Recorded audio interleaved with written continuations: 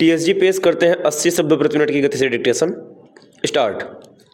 अयोध्या में राम मंदिर के शिखर पर धर्म ध्वजा की स्थापना केवल इस मंदिर के निर्माण की पूर्णता का ही परिचायक नहीं, बल्कि भारत की सांस्कृतिक चेतना का उद्घोष भी है।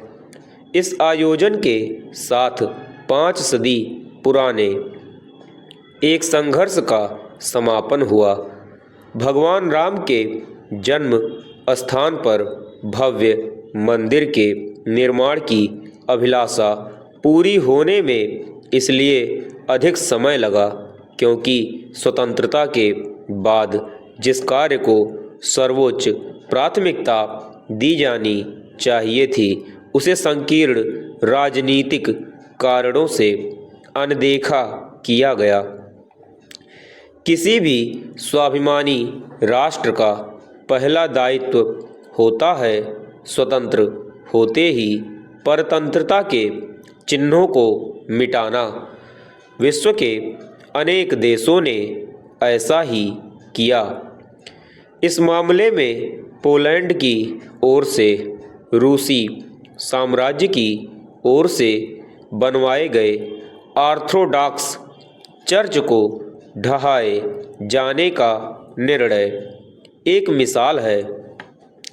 लेकिन भारत छद्म पंथ निरपेक्षता और सांस्कृतिक विरासत के प्रति गौरव भाव के अभाव के चलते ऐसी मिसाल कायम करने से पीछे हट गया।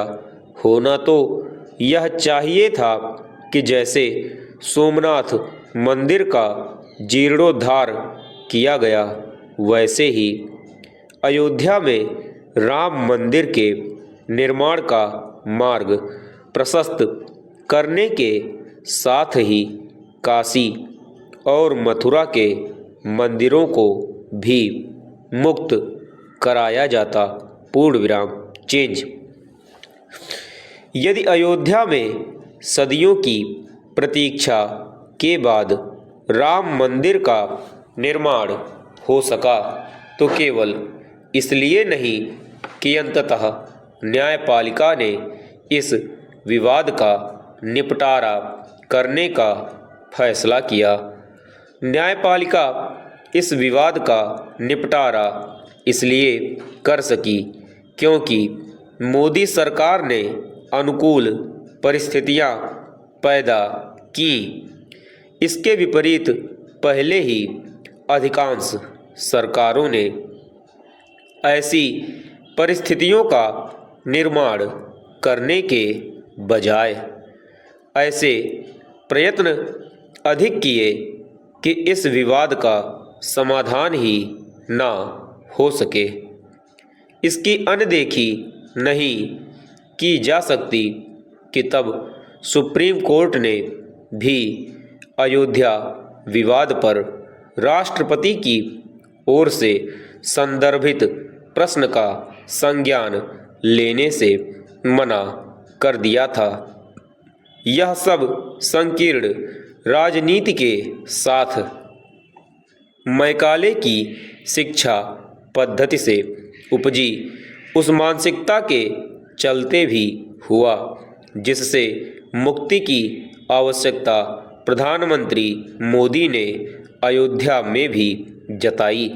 वे इसके पहले भी गुलामी वाली इस मानसिकता के समूल नाश की आवश्यकता रेखांकित कर चुके हैं। मैकाले की शिक्षा पद्धति से उपजी मानसिकता ने भारतीय समाज को उसकी समृद्ध सांस्कृतिक चेतना से विमुख तो किया ही, अपनी विरासत को हीन समझने का आत्मघाती भाव भी पैदा किया। प्रधानमंत्री का संकल्प है कि अगले 10 वर्षों में इस मानसिकता से मुक्ति पा ली जाए। लेकिन यह आसान कार्य नहीं।